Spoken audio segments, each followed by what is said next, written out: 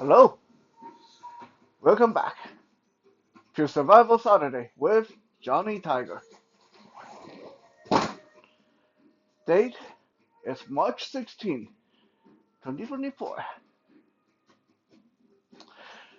Once upon a time, when Bruce Lee was interviewed and he was asked this question, uh, would you really do those high flying kick when you're fighting? Is that what you do? And Bruce Lee just laughed and he said, no, that's just for the movie. If for me to try to kick someone on the head with my foot, would it be just about as effective as if I was trying to punch them on the foot with my hand?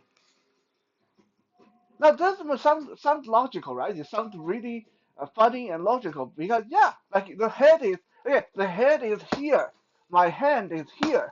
Why would I go wada and try to kick the head? It doesn't make sense, right? So there's nothing wrong with what he said. But what I'm going to show you guys today is, in some ways, similar to punching someone's foot with your hand. Although in this case, it's a knee that I'm going to be talking about.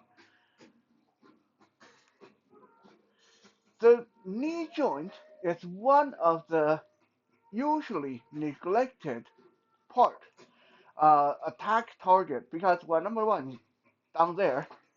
Number two, most people don't practice how to attack someone's knee. Why? Because it's very illegal to do that and not nice.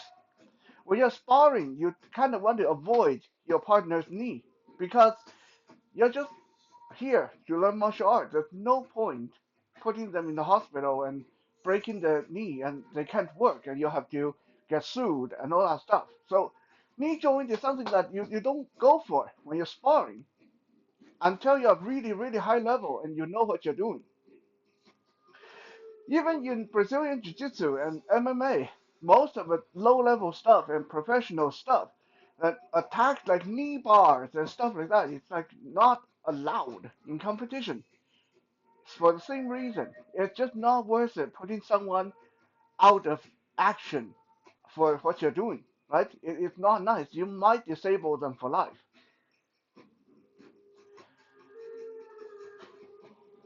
But what does that tell us? It tells us that knee joint, attacking the knee joint works, right? Just think about it for a second. Most of the things that they tell you you can't do in class, most of the things that they tell you you can't do in competition are things that actually works. And they tell you you can't do it because these things work so well that it's not fair to do these things to your opponent. Like gouging the eyes. Okay, is it not allowed because it sucks? No. It's not allowed because you can blind your opponent, especially if you know what you're doing. Okay? It's like this thunderclap around the ear. Why is it mostly not allowed? Because you can damage the person's hearing for life. And these things that usually they tell you you can't do are things that totally work. Okay, these are things that work so well that they're dangerous. Attacking the knee is the same thing, same reason. Right? If you know what you're doing, you can really hurt the heck out of the person and disable them. So first, why do we need to attack the knee? Why is it something that I want to talk about, especially in the context of self-defense? Because what I'm going to show you today, you can't use in MMA, you can't use in Brazilian Jiu-Jitsu, and you shouldn't use them on your sparring partner because again, it's really not nice to do it. But it's an important target because it will take your opponent out of the fight. Let's say you're ganged up by two, three, four people. You really need one of them to stay down so you can run away. You need to do something that guarantee they won't stand up, and not something so extreme that's going to put you in jail. So you don't want to cut their throat, right? In this case, the knee joint, assuming that you get the opportunity, will be what you want to go for. Especially when we talk about opponents that might be high or drunk, okay? If the guy is high or drunk or stoned or whatever, you don't know. You can punch them on the face, bust their teeth, they'll still come after you. They won't feel that.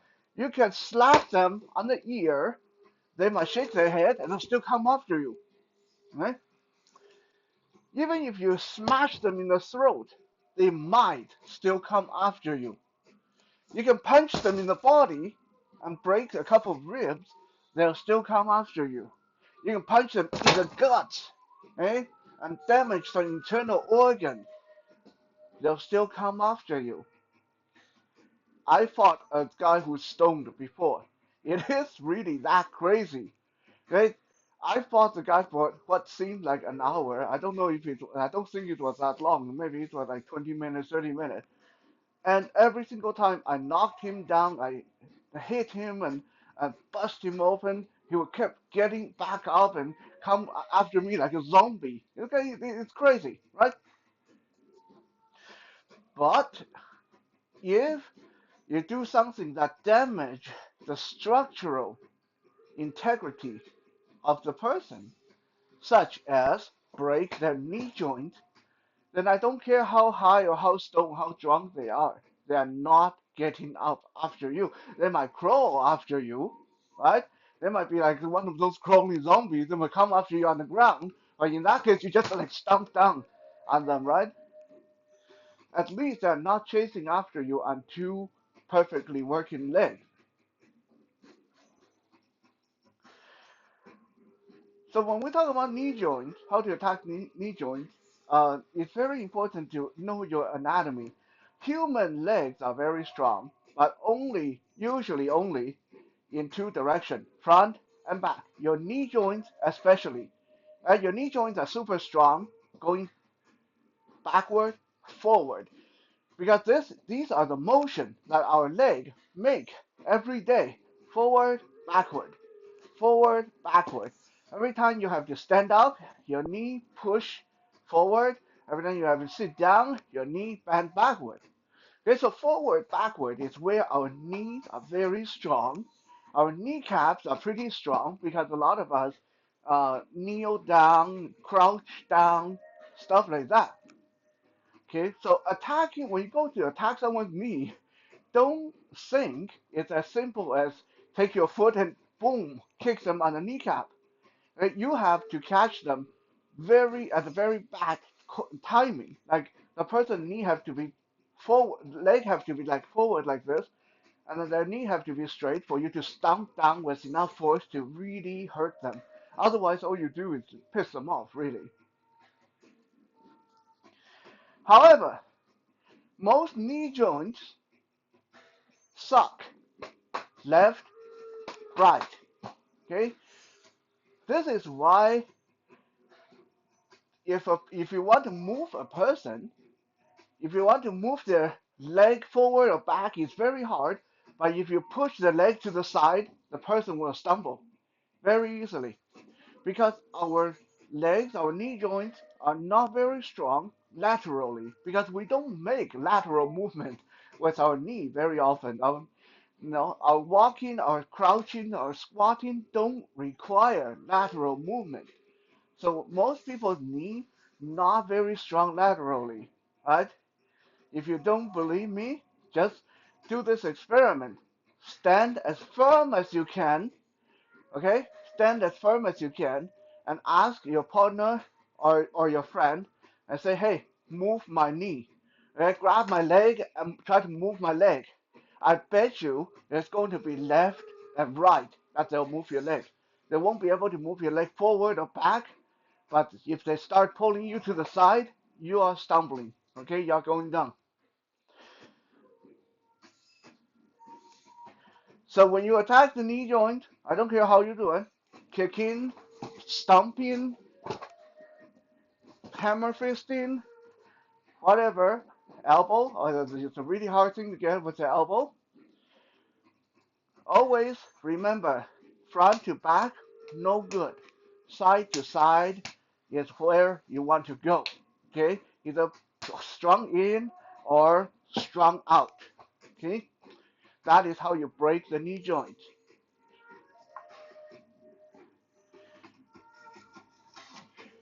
By the way, we're here talking about breaking the knee joint. I want to take this chance and remind you guys this is not for violent purposes because at the same time, now that you know how to break it, you also should know how not to break it. Okay, so when you're sparring, keep that in mind. Forward and back is okay, usually, but don't attack the knee side on. Don't think, oh, I'm going to wait until George or Johnny move past me. I'm going to side kick him on the side of the knee. That's going to be so cool. No, it's not going to be so cool. You're going to disable them for life, right? Don't do that. Okay, so everything I'm talking about today is not that I'm promoting violence. I'm telling you how this works, how this joint works. If you have to attack it, this is what you do. If you don't want to hurt the person, this is what you shouldn't do. Now I'm going to go to the ground. I'm going to show you guys one of the Johnny Tiger special knee buster move. Again, don't use this in your Brazilian Jiu-Jitsu because that's going to kick you out. But this is one of the movements that I do sometimes in open sparring, Krav Maga sparring, self-defense sparring.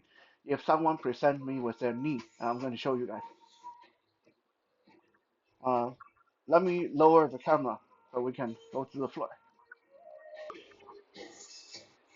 So why do we go to the floor? Because again, like I said before, when you are going for the knee, one of the reasons why it's a rare attack point because it's way down there. Okay, so usually if you're standing up, if you need to get the person's knee, either they have to bring their knee up, which okay, that's just not practical because usually why would people bring their knee up? Usually they're do a knee strike or they're doing some kind of a kick, which means you will be too busy defending yourself. You won't get that perfect shot in with a knee. And also, when the knee is bent like this, then it's a lot stronger. If you hit the side, it's not going to get much effect, right?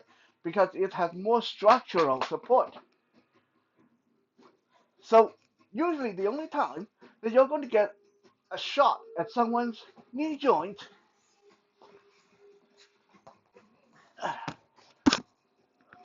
when they are standing is by a well-placed kick or a well-placed stomp to the side of the knee. All right? But once we go to the ground, the things can look very different because now I'm in range of the person's knee. Okay?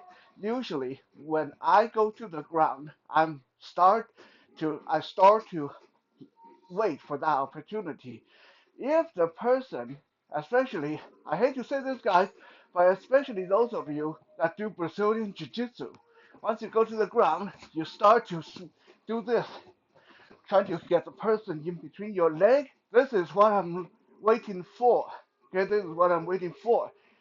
Is when your leg come up like that.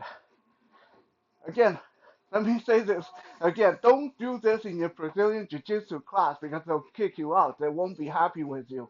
But if this is a real fight, self-defense scenario, something like this, then you can totally do this. And I have done this many times in self-defense scenarios. The person trying to Brazilian Jiu-Jitsu me, trying to get me in their guard, their legs are all over me, it's like they're trying to wrap me up with their leg. That's fine. Okay, I'm going to ignore most of this. Okay, watch out for one leg that might try to kick you. So keep your arm up in front of your face. Just to see if they try to kick you. Okay, I'm going to choose one leg, and once I target the knee, I'm going to either get my left arm under, so I'm going to get their leg on my shoulder. This look like I'm setting myself up for a triangle choke, right? And totally so. This is what they would be thinking. They'll be trying to get my head, get me in that triangle choke. That's fine, because once I get this here, I'm going to buffer the outside of the knee with my bicep, with my left arm. I'm going to anchor this knee here, and my right hand, okay? 1, 2, 3, 4, 5, however many times I'm going to do right to the bony part of the inside of the knee. Usually all it takes is one shot, but I usually will hit it multiple times just to make sure I really mess up that leg. After I hit this, then with the same punching hand, my right hand, I'm going to elbow drop right onto the groin and then get up and stomp on them, right? Some people would be asking, why didn't you attack the groin first? Okay, for a simple reason. If the person is on the ground with me and they're trying to Brazilian Jiu-Jitsu my ass, they're trying to guard and all this stuff, obviously they know Brazilian Jiu-Jitsu. So if I go for the groin first, most likely my arm will get grabbed, and what's going to happen here is a stereotypical armbar. I'm going to be in trouble, right? Although there's ways around that too. We'll talk about that in the future. But I don't want to give them this chance. I don't want them to armbar me unless I couldn't help it. So rather than going for the obvious, the groin, and presenting my arm to them, I am going to mess up their kneecap, that's the knee joint first. Now they're in too much pain to even think about what I'm going to do to their groin and then stomp on them when I get up, right? This is why in self-defense, sometimes everything has due process. You don't do this before that, even though it makes more sense. In this case, we don't go for the groin before the knee. If you're going for the groin, it's too obvious and will put your arm in danger. Bust up your knee first, and then go for the groin, and then go for the stump. Thank you for checking out today's Survival Saturday. I'll be back again tomorrow for some more peaceful pastime with Soul Search Sunday.